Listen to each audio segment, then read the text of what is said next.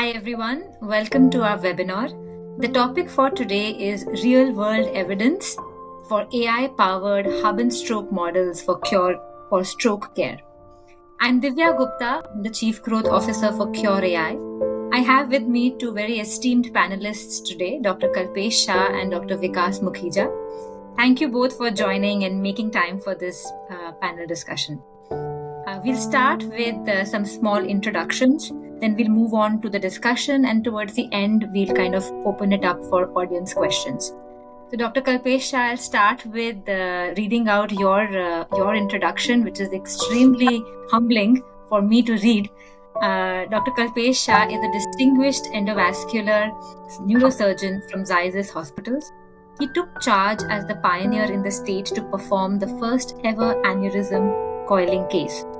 With a rich background of over 3,000 plus cases in neurosurgical practice, Dr. Shah brings a wealth of experience in treating complex neurological conditions. He completed his MBBS from NHI Medical College, Gujarat University, followed by MS in General Surgery from BJ Medical College, also from the Gujarat University. His pursuit of excellence led him to attain a prestigious MCH in neurosurgery from Gujarat University. He completed a fellowship in neurointervention at Tokyo University, Japan. Dr. Shah specializes in various intricate procedures, including endovascular coiling, flow diversion technique, acute stroke thrombectomy, and glue embolization. He is the flag bearer of the highest number of flow diverter and acute stroke thrombectomy cases. His expertise extends to treating traumatic head injuries, brain tumors, and neuralgia with precision and expertise. Furthermore, Dr. Shah's contributions transcends the operating room. He is actively engaged in academic pursuits, educating and mentoring the next generation of neurosurgeons, and imparting knowledge as an honorary lecturer. Thank you, Dr. Shah, for making time from your busy schedule for this discussion. Thank you. Thank you very much for the invitation. Thank you. Dr. Vikas Mukhija, I will also take the liberty to introduce you and then we'll get into the discussion. So Dr. Vikas is the leader for growth programs and strategic accounts at Medtronic India. With a rich background in both large corporate hospitals and a global medical giant, Vikas brings over 12 years of healthcare expertise to the table. Throughout his tenure at Medtronic, including pivotal roles within neurosciences division, Vikas has showcased that exceptional prowess in innovative problem solving, forging partnerships, and strategic leadership. A fervent advocate for healthcare innovation, Vikas champions the integration of technology and collaboration to improve patient care. Rooted in a specialized healthcare management degree from Tata Institute of Social Sciences, TIS, Mumbai, Vikas's professional journey epitomizes a relentless pursuit of excellence and a genuine dedication to enhancing healthcare outcomes. Residing in diverse regions of India has enriched Vikas's cultural experiences, fueling his passion for exploration and culinary arts. Thank you again, Dr. Vikas, for making time for this discussion. If I can start with you, actually, can you maybe tell us a little bit about the stroke care situation in India, and what is this concept of the hub and spoke model? Some of our viewers may be new to it, so it would be great if you can explain it. Sure. So, firstly, Divya, thank you so much for having me here, and thanks for the generous introduction. And I'm actually privileged to be a panelist alongside a great mind like Dr. Kalpesh here. So thank you for having me here. Now coming to stroke, I think as we all as laymen know stroke as the brain attack, right? It's actually a very severe public health issue in the country. Just throwing certain stats to add seriousness to how big a problem it is. It's actually the second leading cause of death in India, right? And close to about 1.8 million people suffer from stroke annually, right? And we are able to see about one death every 4 minutes owing to stroke in India, right? So it's such a large public health problem that we have here, and then it requires a lot of effort to be able to solve it, right? Now, before we get to how do we solve it, let's understand, what are the current treatment modalities in this field, right? So close to about almost all stroke patients, to be able to prevent the damage happening to the brain, to be able to, leading towards mortality or further morbidity of the patient, they need intervention, right? Now, 70% of the patients usually, are benefited if they get timely thrombolysis happening, right? Now, that's about 70% of the patients. Close to about 30% of the patients, usually, which are about large vessel occlusion patients, require a specialized therapy that's called mechanical thrombectomy, which is, in simpler terms, going inside the vessels of the brain and taking out the clot with the help of a mechanical intervention, right? Now, what we've observed that out of all the patients who are eligible to get this advanced therapy, right now, only and only about 1% of such patients are getting this treatment, right? And there's another important factor that this therapy has a golden window of period, right, which is about 24 hours from the onset of the symptoms that it needs to be delivered, right? So that's the background to how this situation can be managed better. But of course, as you've understood, this therapy is not being adopted really well. There are barriers to why it's not happening, right? So it's a mix of multifaceted factors, wherein, firstly, of course, it's the awareness not just in the public, but even in the general physicians, where the patient sees the first doctor, right, in terms of probably identifying the right signs and symptoms to be able to say, hey, this could be potentially a stroke patient. And secondly, having the access to the right treatment or the right treatment infrastructure. There are certain centers that are called comprehensive stroke ready centers, which would ideally have like a very well trained interventionist, someone like Dr. Shah, a proper infrastructure in the form of a capable cath lab. There are protocols in place, and then there is a well coordinated effort between the multidisciplines within the hospital, right? Now, access to such centers in the country is very limited, right? And then, of course, the third factor being affordability. That's another area, again, I think, which is now getting improved by Ayushman Bharat, also covering up for mechanical thrombectomy as a therapy, right?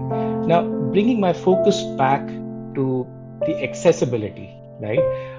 When I talk about comprehensive stroke centers, right, there are currently about, most of these centers are limited to the larger cities in the country, right? The top 10 cities of the country have almost 70% of such centers, right? Because that's the kind of accessibility that we've been able to create.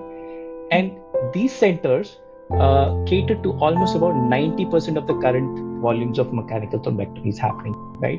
So to be able to make access of this therapy to patients residing not just in the rural areas, but even to tier 2 and tier 3 cities, this is where the hub and spoke network, comes in really, really useful, right? To be able to deliver the right treatment at the right time to a potential stroke patient, right? So how does it work? Let's try and quickly understand this.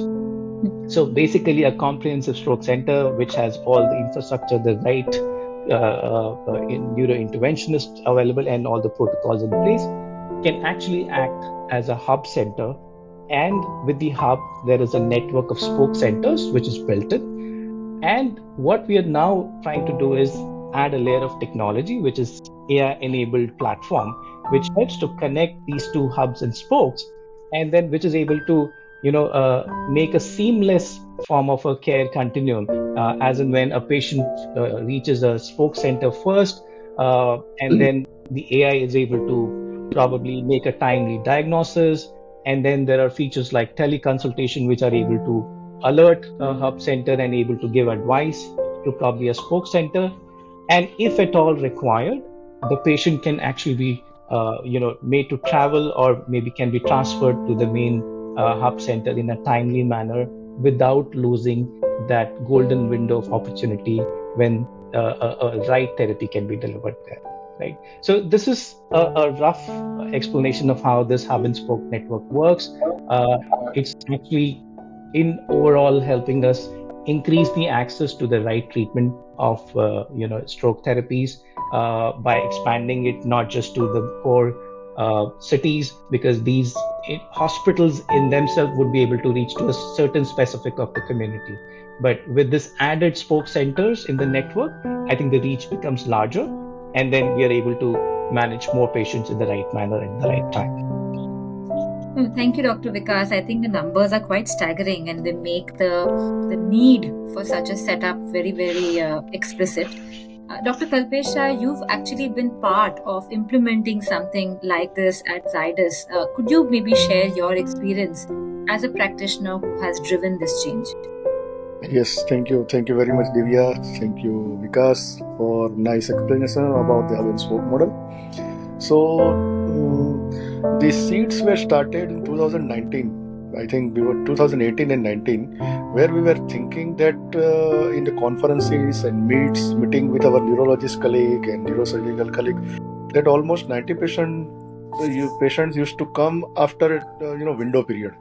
So the window period used to be only in the books, and it was not extending to the people. And these used to bite us that what can we do for the society?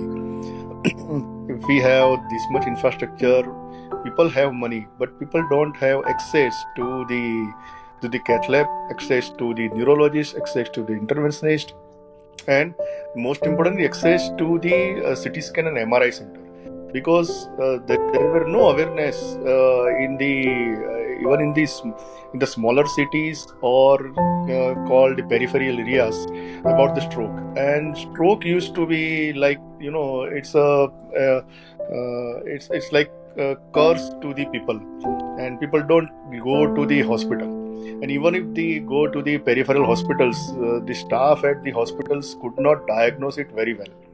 So we have started thinking on the terms of that, how this network can be built up, and we have discussed with the many people and then come out with the hub and spoke model.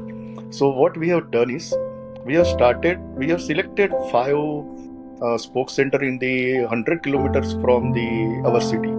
We are in Ahmedabad, and we have started seeing on the Google map that from our city, from our hospital, 1.5 hours is the time limit. So 100 kilometers, and if we do, for example, 100 to 150 kilometers away from the hospital, patient can reach to us within less than 2 hours, and 1.5 to 2 hours.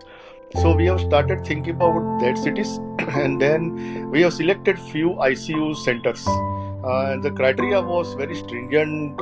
We have made that they must have ICU, at least 10 bedded ICU. There must be round the clock physician or anesthetist intensivist, not just the medical officer. Of course, the medical officer used to work there 24/7, but there must be 24/7 anesthetist or physician intensive care specialist, and then at least 10 or 12 or 15 nursing staff should be there, and they must have within 1 kilometer or maximum 2 kilometer within the diameter of the ICU in the peripheral.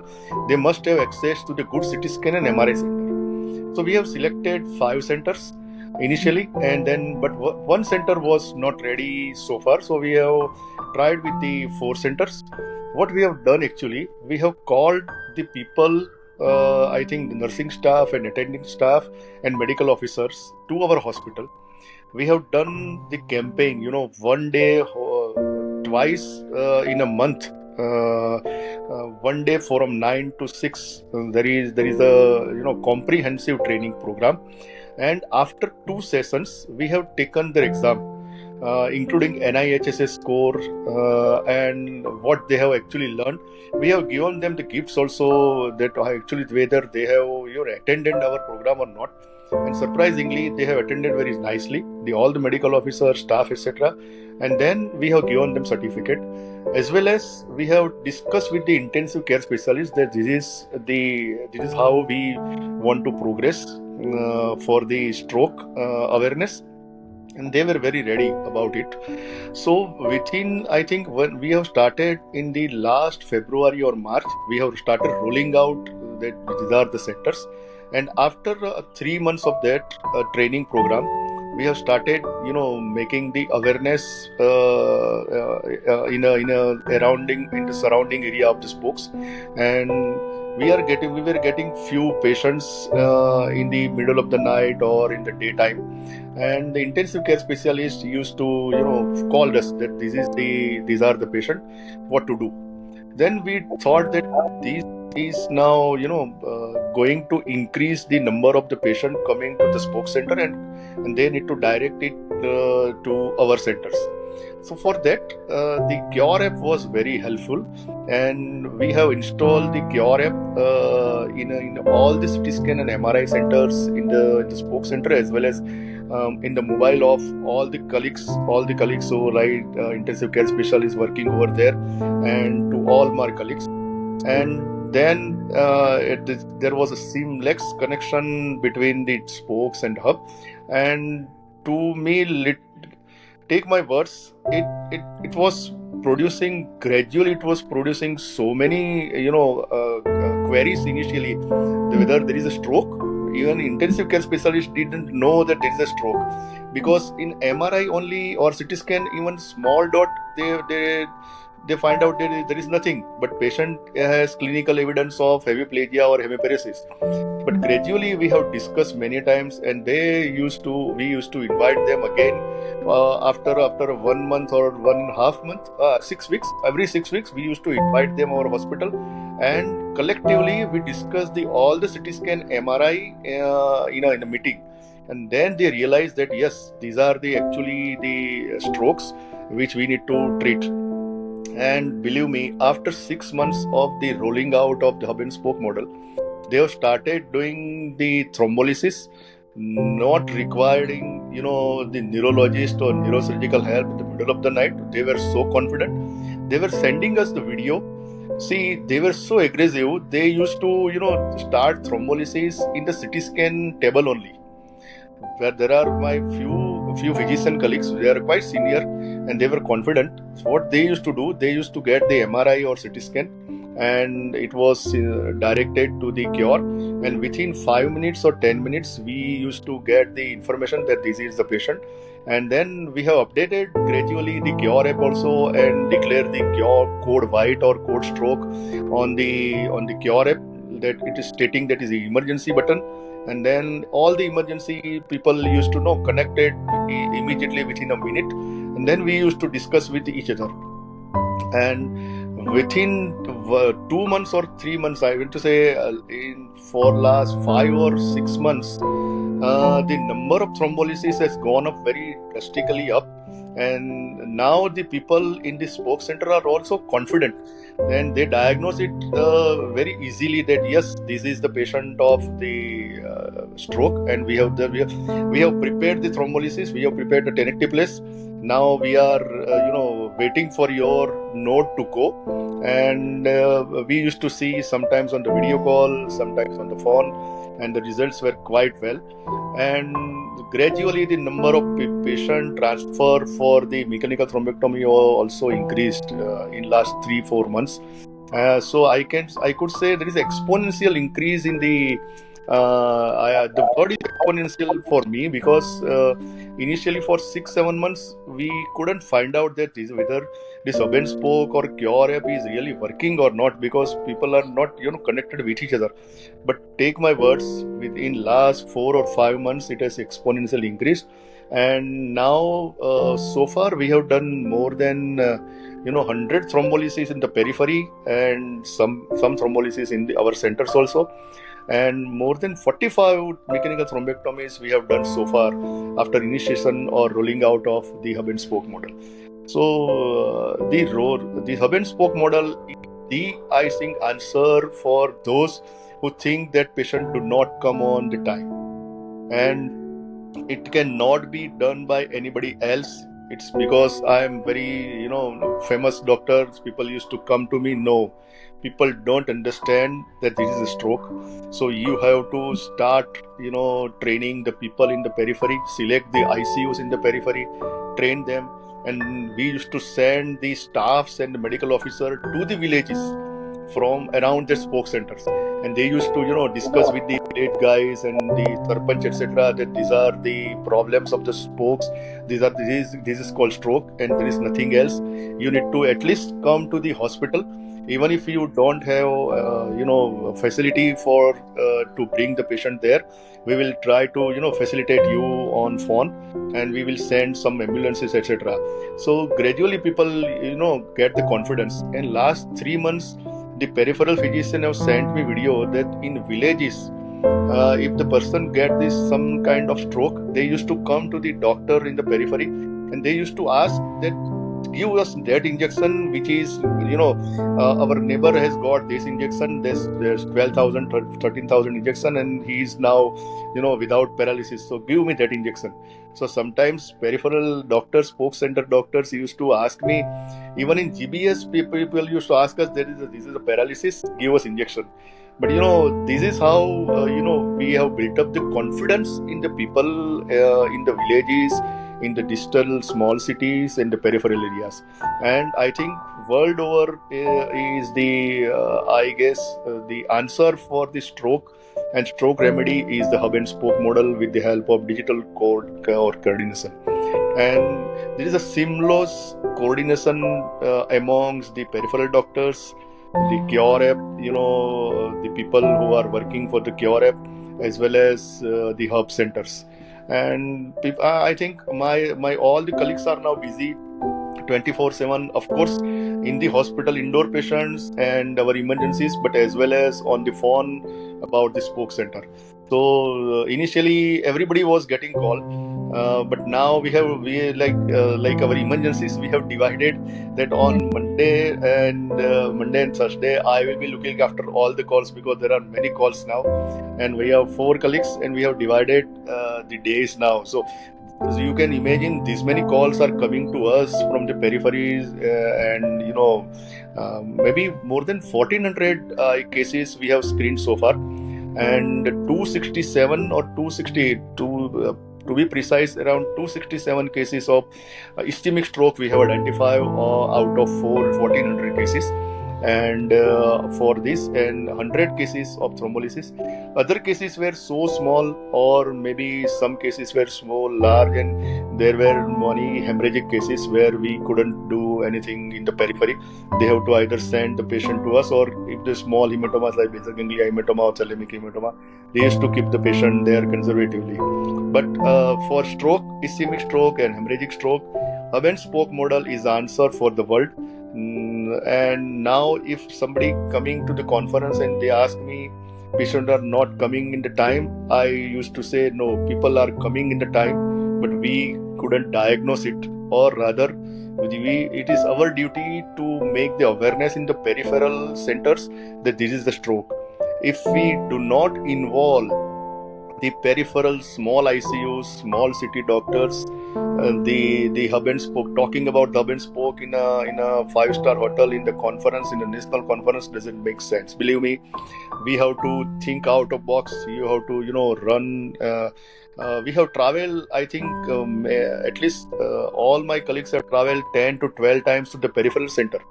It's not easy task, because our work is, we are so busy in our center also. But if you want to work very hard and to do something for the stroke, you have to run extra mile. And I think hub and spoke, with the help of the AI application, is the answer for the world now. Thank you. Dr. Shah, thank you firstly for sharing. It was such an inspirational story that I was. It's really amazing, the journey that you have driven. Not only been through the journey, that the change that you have driven. So thank you for sharing that. But I have to ask this now to Dr. Vikas. If this is the answer, then why are we not seeing it like sprouting up everywhere? Medtronic is in the forefront of implementing the hub and spoke model across different parts of India, but also globally. So, can you share something about market readiness, or what are the challenges that you are encountering in the implementation? Yeah, sure. So I think firstly, very inspiring to hear Dr. Shah talking about number of patients getting so much of benefit. And I think this is where it all keeps us motivated as healthcare organizations, right? Uh, we very clearly understand for such a grave problem, one organization can't really make a meaningful impact, right? And collaboration and partnership is the key here, right? And that's where probably we as Medtronic alone can't solve this challenge. We can create the cutting edge technology, the devices, and the implants to be able to reach to the patients, but unless we partner with organizations, the hospitals like Zydus, to be able to reach to as number of patients as possible, we will never be able to do it. And for a problem like stroke, I think we definitely need partners, technology partners like Cure as well, right? So this is like a perfect example of how we pool in resources and collaboratively together hit the problem hard to be able to solve it. And I think the numbers are here to talk for themselves. In just about last 1 year, I think Dr. Kalpesh shared a few numbers, but I think we've been able to onboard about 4 hub centers across the country, right, in just last 1 year. And this has enabled us to screen more than 3,700 patients for stroke. And 120 out of these patients have actually got a timely mechanical thrombectomy, which means they've reached the stroke center well in time, got the thrombectomy, and have actually benefited out of that. Right. So that's the impact. I think these numbers are enabling us to have these conversations further, for more and more organizations to come together with us. Right. There are quite a few full comprehensive stroke ready centers, but I think most of all, these numbers are enabling us to make them ready and accept this form of partnering together to be able to reach to the maximum number of patients. I think that's what is enabling us together. And I think the biggest challenge, as you asked, is also to be able to get the spoke centers come on board, and also the right type of spoke centers, right? So that's where again, together what we are able to build and the impact that we are able to create and ultimately show an end result happening on a patient's life is what is enabling us to overcome all of these challenges. And I'm sure in the times to come, we'll be able to scale up this entire system of hub and spoke, and many more patients will be able to get benefited out of that. Fantastic. No, absolutely looking forward to it. I think this seems like a very promising way of expanding or improving stroke care. Dr. Shah, you spoke a lot about, how this model has worked for Zydus and the peripheral. Of course, all the effort that you had to put in education and training is critical. But if I may zoom into the technology aspects, if we look at the Cure app, is there any example that comes to your mind where, from a practitioner's perspective, that you've been able to see a significant benefit in an example in a patient care situation? Any example that comes to your mind, or maybe where you've been able to see significant speed in responsiveness? Yes, there are so many. There are many stories about each mechanical thrombectomy. There are stories behind each mechanical thrombectomy.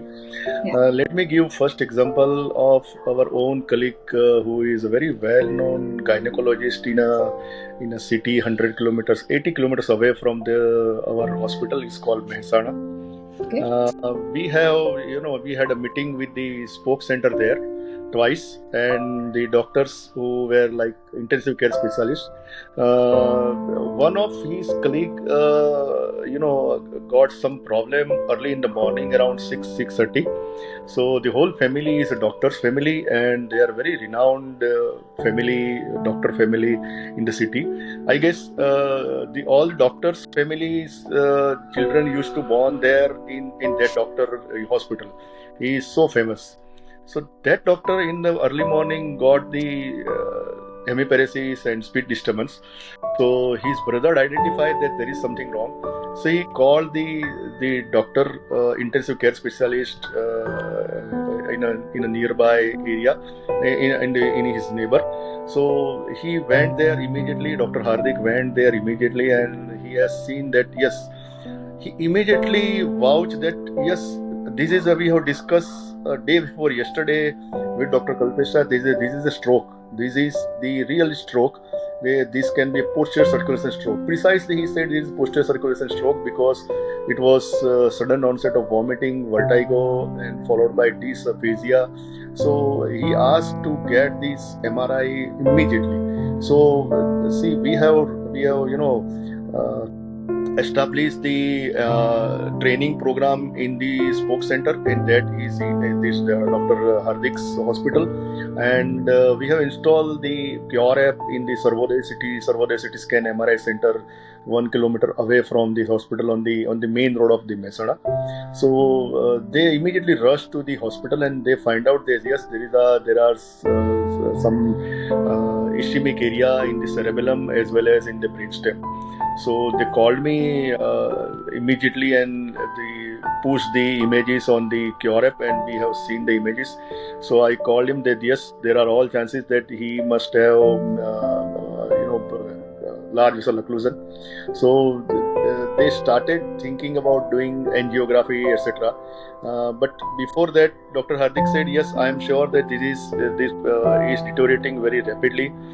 So he transferred the patient immediately to our hospital, and we were prepared because the information were there from this our colleague, and we have get the MRI again. That's just a screening MRI of 3 minutes again, the blue eye and the flare and the MR, angio, and we have seen there are large vessel occlusion, basilar is getting gradually occluded. So we took immediately in the cath lab, and we have opened up the arteries. 15 days later, he was delivering the baby. Though he was when he was presented to our hospital, he was almost unconscious and unable to speak. But this is the power, everybody, all the doctors in the whole city were so amazed that how you could get it, because in last 20 years we couldn't get this kind of result in any of our colleagues, or not even our patient. How this magic has occurred. So he said there were lot of discussion from 9 to 7 in the Zydus Hospital with my doctor colleagues like neurologists, intensive care specialist, and my own team. And the Cure app was established very well in the connected center. And this is and he is absolutely normal, Dr. Priyan. So I can take his name because there is nothing to hide. And he is our colleague, and we are proud that he is now working so hard again 24/7. And that is, I think, thanks to not the one person, is thanks to whole system we have established. Recently, 2 young guys from the Himmatnagar, they got the stroke. One at the middle of the night and another in the early morning.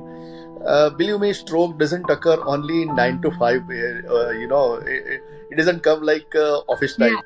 Sure. It is to strike anytime. We were not prepared.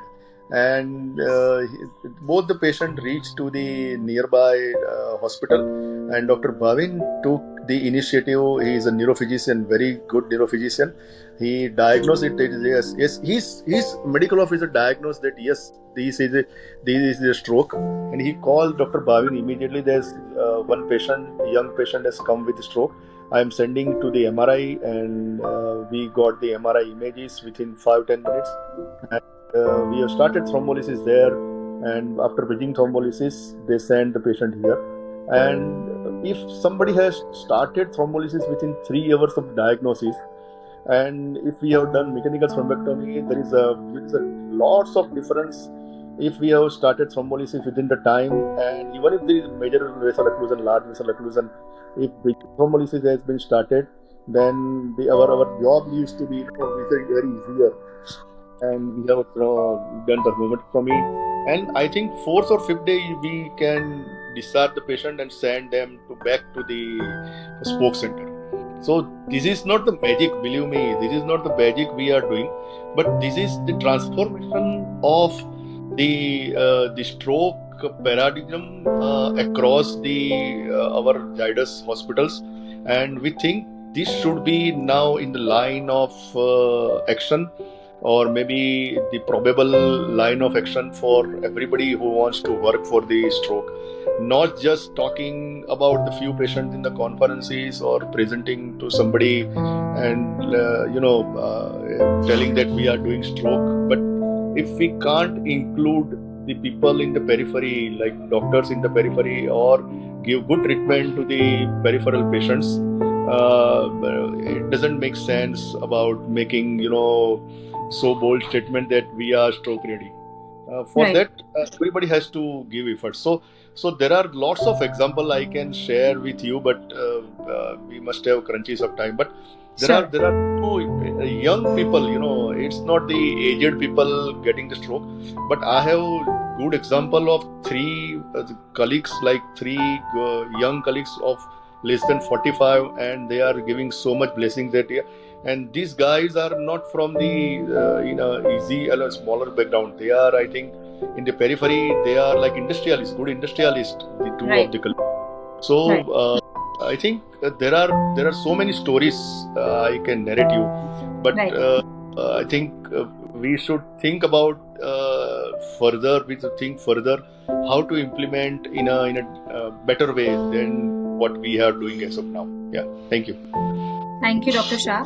I'm looking at the clock also, so I'm actually going to sneak in one more question, and then I'll go towards the questions from some of our audience members. There is, we clearly, you have clearly told us or shown us how there is benefit to the patients as well as to the region. Dr. Vikas, have you, any thoughts on what is the feedback or what is the response from spoke sites, and how should or how do spoke sites think about this model from their perspective? Yeah. So I think after you have a spoke site on board, right?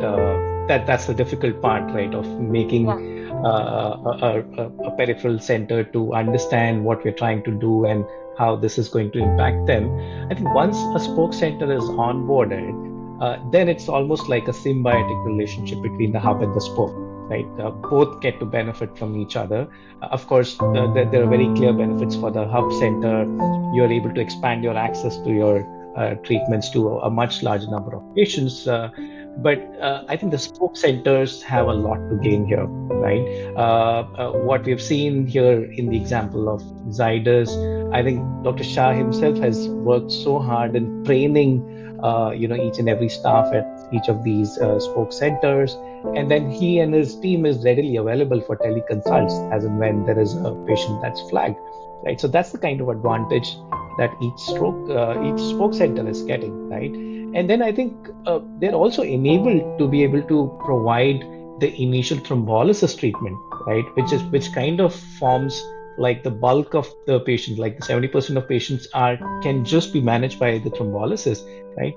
So in a way, that spoke center, which was just doing about basic secondary care work, is now enabled to not just diagnose the stroke patients on time, but is also able to manage, right? And then, of course, after probably even the extended treatments of thrombectomy, the post-stroke rehabilitation comes to these spoke centers, right? So kind of the circle of a patient for the entire care continuum revolves around the primary touch point, which is the spoke center, right? So in a way, in a small peripheral area, a spoke center, which was barely known for doing basic primary, secondary care, is now actually distinguished amongst the other hospitals or smaller nursing homes of that area, that it's now an AI-enabled stroke-ready center, right? So that's like a huge advantage for such spoke centers, and ultimately this becomes like a symbiotic relationship between the both centers. Yeah, right, makes sense. So I'm looking at the questions. I'll just shift to the questions from the audience. We have I think around 6 minutes. One of the questions is that how has the implementation of an AI powered stroke care solution affected resource utilization and efficiency? Maybe Dr. Shah, you want to address this question. I think you mentioned this a little bit, but maybe you can emphasize a little bit about I think the question is more about the technology, about what is the role of AI in this. Yeah, if somebody is sending you from your colleague, if the person has stroke, and if they send you the images on the WhatsApp, and if they have this Cure app, and if you see the images on the Cure app, there is a lots of difference, because in MRI you need 5-6 sequences, and you need to access everything very faster. So this app is in a sort of, it's not autopilot mode. App doesn't diagnose everything, but gradually the app is also upgrading itself nowadays, and we have discussed lots of time with the app provider and app developer. These are the things which were required. So gradually it is increasing efficiency about the app. But with the help of app, we can connect, we can see the all images very clearly, very faster, within 3 or 4 minutes of the MRI has been done or CT scan has been done in the center.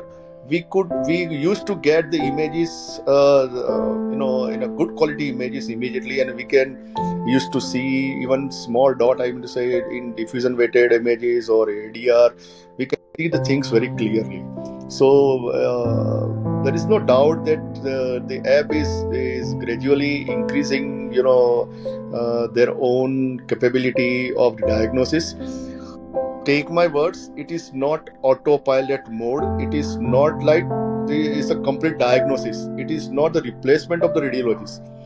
It is actually used for the clinician to diagnose it very faster and effectively. So without this app, people used to send me images on the CT scan. I have to zoom it and small zoom in, zoom it out. But ultimately, once the app is there, the diagnosis is very clear now. Got it. There's another question on, is there anything on patient experience, and is there something that can be done or that is done for patient satisfaction or engagement? I think the communication that you've mentioned is more on the physician side. That is not the small thing which we have. You can't discuss everything in the air conditioned room and share out that this is your job. We have to step out from the chamber, from the comfort zone, and go to the peripheral centers. And many times my colleagues and I have traveled to the peripheral centers in the late evening hours after completion of our hospital schedule. So awareness is the key, but awareness is not fully established as of now in all the cities or in the villages. It is a huge task, for which I would like to invite as many as people, as many as socials, people who are working like NGOs and the politicians and those who wants to do something like celebrities. But patient awareness, just by telling your colleague or doctors, it doesn't make sense. You have to reach out to the people, and it's a huge task. I think I am not still satisfied about the awareness we have done, because we don't have so much time to go to the peripheral villages to make awareness. There must be some strategy by the Medtronic or maybe other companies. Not only Medtronic could not serve. There are people should come forward to make the awareness. Right. Maybe one last question to both of you. I think, we can see that there's a lot of benefit. We can benefit from scaling this up, from driving awareness. What are your recommendations towards policymakers and healthcare institutions? One of our attendees has asked. To facilitate this adoption, I think, Dr. Vikas, you mentioned it can't be one company itself. So, question to both of you. What would you want the policymakers and healthcare institutions to do to drive this? Right. So I think to facilitate widespread adoption of these stroke therapies across the country, there's a lot of work that needs to be done. And of course, the private sector, which kind of fuels the majority of healthcare delivery in the country, is doing its bit. But then I think at a policymakers level, we really need to prioritize investments being made into the infrastructure and to be able to workforce training, right? So we currently have about 2,000, 2,500 cath labs in the country, right?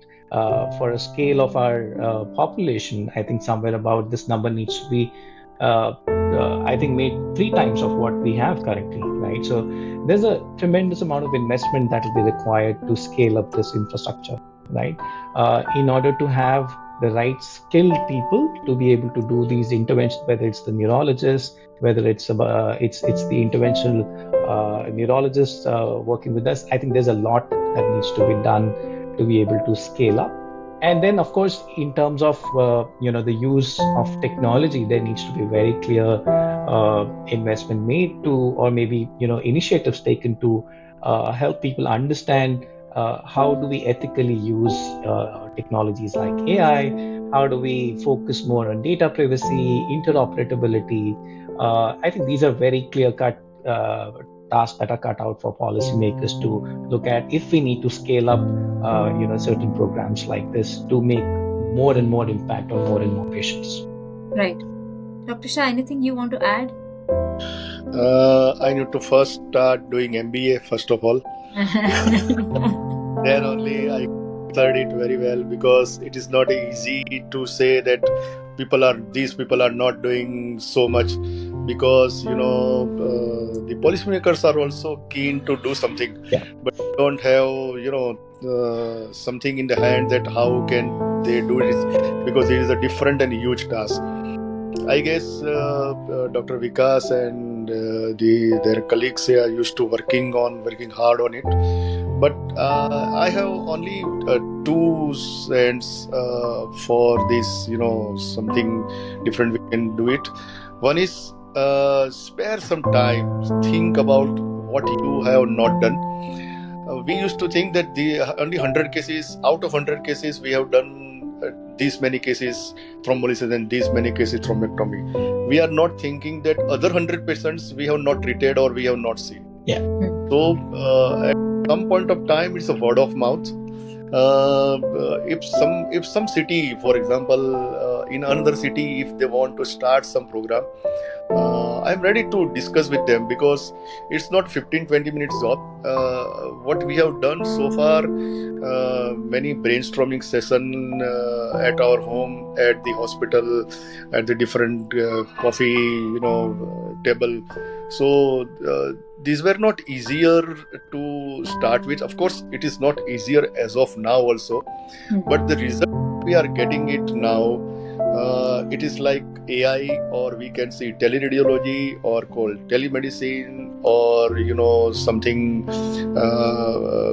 running extra mile, etc. But ultimately, we need to think out of box to go to the peripheral, the mind of the people, and remove the taboo of the stroke as a curse, or remove something like the paralysis used to be there for lifetime. No, it's something you can prevent. You should. And policymakers must be doing something. I don't have advice for them, but it is better if I advise my colleagues to go to to think about it. And we should not think about the financial gain at the end of the day, but job satisfaction. I would say job satisfaction for me, treating these many people, and it is advantageous to the colleagues also, because the doctors I have connection before 1 year, and now the people like doctors used to call me in last 1 year, they are more than 3 times now. Right. Dr. Shah, Dr. Mukhija, thank you so much for your time, and I think I genuinely had a lot of I felt very inspired after this discussion. So thank you for this, for sharing your experience, and have a great rest of the day. Thank you. Thank you. Thank you so much. Thanks a lot.